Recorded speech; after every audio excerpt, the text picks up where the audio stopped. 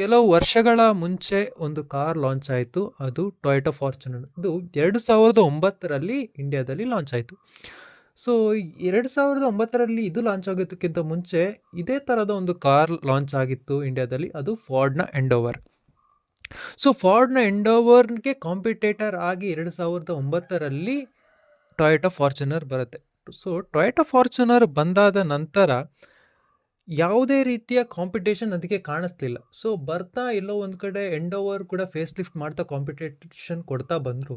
So ಕೆಲವು ವರ್ಷಗಳ ನಂತರ ಎಲ್ಲೋ ಕಾಂಪಿಟೇಷನ್ ಕಂಪ್ಲೀಟ್ಲಿ ಡೌನ್ಫಾಲ್ ಆಯಿತು. ಆ ನಂತರ ಸೊ ಫಾರ್ಡ್ ಅನ್ನುವಂತಹ ಮ್ಯಾನುಫ್ಯಾಕ್ಚರ್ ಕಂಪನಿಗಳೇ ಇಂಡಿಯಾದಲ್ಲಿ ಕ್ಲೋಸ್ ಆಯಿತು. ಸೊ ಆ ನಂತರ ಎಲ್ಲೂ ಕೂಡ ಫಾರ್ಚುನರ್ಗೆ ಒಂದು ಕಾಂಪಿಟೇಟರ್ ಅಂತದ್ದು ಎಲ್ಲೂ ಕಾಣಿಸ್ತಾ ಇರಲಿಲ್ಲ.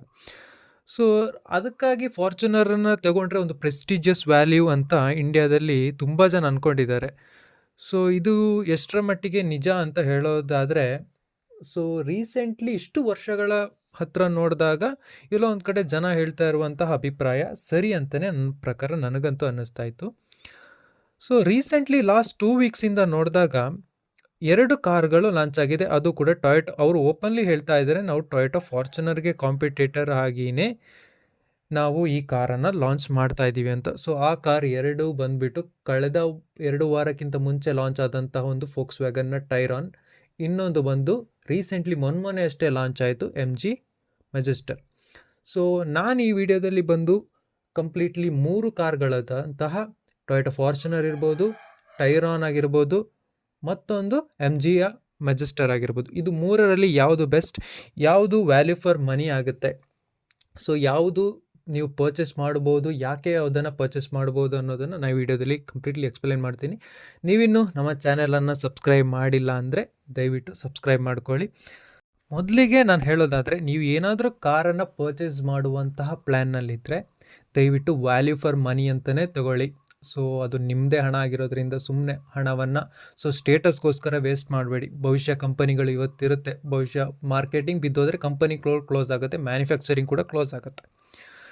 ಸೊ ಅದಕ್ಕಾಗಿ ನಾನು ಹೇಳೋದೇನು ಅಂದರೆ, ನಾನು ಈ ಮೊದಲಿಗೆ ಹೇಳೋದಾದರೆ ಟೊಯೋಟಾ ಫಾರ್ಚುನರ್ ಎಲ್ಲರೂ ಹೇಳ್ತಾ ಇದ್ದಾರೆ 2.8 ಲೀಟರ್ ಇಂಜಿನ್ ಬರುತ್ತೆ, 2.8 ಲೀಟರ್ ಅಂತ. ಸೊ ನಾನು ಹೇಳುವಂಥದ್ದು 2.8 ಲೀಟರ್ ಇಂಜಿನ್ಗಿಂತ ಪವರ್ಫುಲ್ ಆಗಿ ಕೊಡುವಂಥದ್ದು ಫೋಕ್ಸ್ ವ್ಯಾಗನ್ನ Tayron. So 2 litre Tayron engine ಏನಿದೆ ಅದು ಇದಕ್ಕಿಂತ ಪವರ್ಫುಲ್ ಇದೆ. ಅಂದರೆ 2 ವೀಲರ್ ಟರ್ಬೋ ಟ್ವಿನ್ ಇಂಜಿನ್ ಇರೋದ್ರಿಂದ ಫೋಕ್ಸ್ ವ್ಯಾಗನ್ನ Tayron compare to Toyota Fortuner much better. ಅಂದರೆ ಅದು ಟೈರಾನ್. ಅದು ಬಿಟ್ಟರೆ ನೀವು ಏನಾದರೂ ಟೊಯೋಟಾ ಫಾರ್ಚುನರ್ಲಿ ನೋಡ್ತಾ ಇದ್ದೀರಾ ಅಂದರೆ, ಸೊ ಅದರಲ್ಲಿ ಒಂದು ಆಫ್ ರೋಡಿಂಗ್ಗೆ ಒಳ್ಳೆ ಕೆಪಾಸಿಟಿ ಇರುವಂತಹ ಒಂದು ಕಾರ್ ಆಯಿತಾ. ಸೊ ನೀವು ಆಫ್ ರೋಡಿಂಗ್ ಹೆಚ್ಚಾಗಿ ಮಾಡ್ತೀರಾ, ಅಂದರೆ ರೂರಲ್ ಏರಿಯಾಗಳಲ್ಲಿ ಹೆಚ್ಚಾಗಿ ಓಡಾಡ್ತೀರಾ ಅಂತ ಹೇಳಿದ್ರೆ ನಿಮಗೆ ಟೊಯೋಟಾ ಫಾರ್ಚುನರ್ ಬೆಟರ್ ಆಗಿ ಕಾಣಿಸುತ್ತೆ. ಮತ್ತು ಟೊಯೋಟಾ ಫಾರ್ಚುನರ್ ನಿಮಗೆ ಗೊತ್ತಿರೋ ಹಾಗೆ 2 ವೀಲ್ ಡ್ರೈವ್ ಕೂಡ ಬರುತ್ತೆ, ಮತ್ತೊಂದು 4 ವೀಲ್ ಡ್ರೈವ್ ಕೂಡ ಬರುತ್ತೆ. ಸೊ ಇವಾಗಲೂ ಕೂಡ ಗೂಗಲ್ನವರು ಹೇಳೋ ಪ್ರಕಾರ ನೀವು ಫಾರ್ಚುನರನ್ನು ಖರೀದಿಸಿದರೆ ನಿಮಗೆ ಒಂದು ಸ್ಟೇಟಸ್ ಲೆವೆಲ್ ಅಂತೂ ತುಂಬ ಹೈ ಆಗಿರುತ್ತೆ. ಮತ್ತು ಇದರ ಪವರ್ ಬಂದಾಗ maximum power 201 BHP horse power ಬರುತ್ತೆ. ಸೊ ಲೆಂತನ್ನು ತಗೊಂಡ್ರೆ, ನೀವು ಸ್ವಲ್ಪ ವೈಡ್ ತಗೊಂಡ್ರೆ 4.795 mm ಅಷ್ಟು ಬರುತ್ತೆ. ಮತ್ತು ರೀಸೇಲ್ ವ್ಯಾಲ್ಯೂ ತುಂಬಾ ಜಾಸ್ತಿ ಇದೆ. ರೀಸೇಲ್ ವ್ಯಾಲ್ಯೂ ಇದಕ್ಕೆ ಯಾವತ್ತೂ ಕಡಿಮೆ ಆಗೋದಿಲ್ಲ. ನೆಕ್ಸ್ಟ್ ಬರೋದಾದರೆ, ನೀವೇನಾದರೂ ಫೋಕ್ಸ್ ವ್ಯಾಗನ್ನ ಟೈರಾನ್ ತಗೊಳ್ತೀರಾ ಅಂದರೆ ಮೊದಲಿಗೆ ಅದು ಪ್ರೀಮಿಯಂ, ಅಂದರೆ ನಿಮಗೆ ಲಕ್ಸುರಿಯಸ್ ಫೀಚರ್ಸ್ ಕೊಡುವಂಥ ಒಂದು ಒಳ್ಳೆಯ ಲುಕ್ ಕೊಡುತ್ತೆ. ಸೊ ಯಾವ ರೀತಿ ಅಂದರೆ, ನೀವು ಡ್ರೈವ್ ಮಾಡ್ತಾ ಇರುವಾಗ ಅದರ ಫ್ರಂಟ್ ಲೋಗೋ ಏನಿದೆ ಅದು ರೋಡ್ಗೆ ರಿಫ್ಲೆಕ್ಟ್ ಆಗುತ್ತೆ. ಆ ರೀತಿಯಲ್ಲಿ ಒಂದು ಅಡಿಷ್ನಲ್ ಫೀಚರನ್ನು ಕೊಟ್ಟಿದ್ದಾರೆ. ಸೊ ನಾನು ಹೇಳುವಂಥದ್ದು, ಇದನ್ನು 60 lakhsಗೆ ಆನ್ ರೋಡ್ ಪ್ರೈಸ್ ಲಾಂಚ್ ಮಾಡ್ತಾ ಇದ್ದಾರೆ. 60 lakhs ಅಂದರೆ ಇದರಲ್ಲಿ ಇರುವಂತಹ ಫೀಚರ್ಸ್ಗಳನ್ನೆಲ್ಲ ನೋಡಿದಾಗ 60 lakhs ಅನ್ನೋದು ನನಗೆ ವರ್ತ್ ಫಾರ್ ಮನಿ ಅಂತ ಅನ್ನಿಸ್ತು. ಯಾಕಂದರೆ ರೀಸೆಂಟ್ಲಿ ಅವರು ಲಾಂಚ್ ಮಾಡಿದಂತಹ ಟಿಗ್ವಾನ್ ಆರ್ ಲೈನ್ ಏನಿತ್ತು, ಸೊ ಟಿಗ್ವಾನ್ ಆರ್ ಲೈನ್ ಅಂದಾಗ ಅದರಲ್ಲಿ 60 lakhs ಆನ್ ರೋಡ್ ಪ್ರೈಸ್ ಇದ್ದರೂ ಕೂಡ ತುಂಬಾ ಅದರಲ್ಲಿ ಫೀಚರ್ಸ್ಗಳನ್ನು ಕಟ್ ಆಫ್ ಮಾಡಿದರು. ಸೊ ಆ ಕಾರಣದಿಂದಾಗಿ ಅದು ಸೇಲ್ ಅನ್ನುವಂಥದ್ದೇ ಆಗಲಿಲ್ಲ. ಯಾಕಂದರೆ ಟೆಸ್ಟ್ ಡ್ರೈವ್ ಮಾಡಿದಾಗನೇ ಗೊತ್ತಿತ್ತು 60 lakhs ಪೇ ಮಾಡ್ತಾರೆ, ಬಟ್ ಅದರ ಸೀಟ್ ಏನಿದೆ, ಅಡ್ಜಸ್ಟ್ಮೆಂಟ್ ಏನಿದೆ, ಅದು ಆಟೋಮೆಟಿಕ್ ಇರಲಿಲ್ಲ, ಮ್ಯಾನ್ಯುವಲ್ ಅಡ್ಜಸ್ಟ್ಮೆಂಟ್ ಇತ್ತು. ಸೊ ಆದ್ದರಿಂದ ಅದು ವ್ಯಾಲ್ಯೂ ಫಾರ್ ಮನಿ ಆಗಿರಲೇ ಇಲ್ಲ. ಸೊ ಆ ರೀತಿಯಲ್ಲಿ ಇದು ಆಗೋದಿಲ್ಲ. ಯಾಕಂದರೆ 60 ಲ್ಯಾಕ್ಸ್ ಕೊಡ್ತಾರೆ ಅಂದರೆ ಇದರಲ್ಲಿ ಮೇಯ್ನ್ಲಿ ಎಡಿಷ್ನಲ್ ಫೀಚರ್ಸ್ ಆಗಿರ್ಬೋದು, ಇಂಟೀರಿಯರ್ ಆಗಿರ್ಬೋದು, ಎಕ್ಸ್ಟೀರಿಯರ್ ವೈಸ್ ಆಗಿರ್ಬೋದು, ಲುಕ್ಸ್ ವೈಸ್ ಆಗಿರ್ಬೋದು, ಪ್ರತಿಯೊಂದು ಕೂಡ ತುಂಬಾ ಕ್ಲಾಸಿಕ್ ಆ್ಯಂಡ್ ಪ್ರೀಮಿಯಮ್ ಆಗಿ ಕೊಟ್ಟಿದ್ದಾರೆ. ಸೊ ಆದ್ದರಿಂದ ಆನ್ ರೋಡ್ ಕಂಫರ್ಟ್ ಕೂಡ ತುಂಬಾ ಚೆನ್ನಾಗಿದೆ. ಮತ್ತು ಇಂಜಿನ್ಗೆ ಬಂದಾಗ ನಿಮಗೆ 2 litre turbo twin engine 2 litre engine ಇದೆ. ಮತ್ತು ಅದು ಬಿಟ್ಟರೆ 201 BHP ಪವರ್ ಇದೆ, ಹಾರ್ಸ್ ಪವರ್. ಅದು ಬಿಟ್ಟರೆ ಇದರ ಲೆಂತ್ ಬಂದುಬಿಟ್ಟು 4.770 ಅಷ್ಟು ಲೆಂತ್ ಇದೆ. ಮತ್ತರಲ್ಲೂ ಜರ್ಮನ್ ಮ್ಯಾನುಫ್ಯಾಕ್ಚರ್ ಆಗಿದೆ ಮತ್ತು ಎಡಾಸ್ ಲೆವೆಲ್ 2 ಕೂಡ ಇದೆ. ಅದು ಬಿಟ್ಟರೆ ನೀವು ಇನ್ನೊಂದು ಆಪ್ಷನ್ ಇರುವಂಥದ್ದು ಸೇಮ್ MG ಮೆಜೆಸ್ಟರ್. ಇದು ಅಷ್ಟೇ ಲಕ್ಸುರಿ ಪ್ರೀಮಿಯಮ್ ಅದೆಲ್ಲವೂ ತುಂಬ ಚೆನ್ನಾಗಿದೆ. ಅದು ಬಿಟ್ಟರೆ ಮತ್ತು ಸ್ಪೇಸ್ ಕೊಟ್ಟರೆ ಸ್ಪೇಸ್ ಕೂಡ ತುಂಬ ಚೆನ್ನಾಗಿದೆ. ಮತ್ತು ಇದರ BHP ನೋಡಿದಾಗ 213 BHP ಪವರ್ ಇದೆ. ಇದರ ಲೆಂತ್ ನೋಡಿದಾಗ 5.046 ಇದೆ. ಮತ್ತು ಇದರಲ್ಲಿ ಮಸಾಜ್ ಸೀಟ್ಸ್ ಕೂಡ ಕೊಡ್ತಾ ಇದ್ದಾರೆ.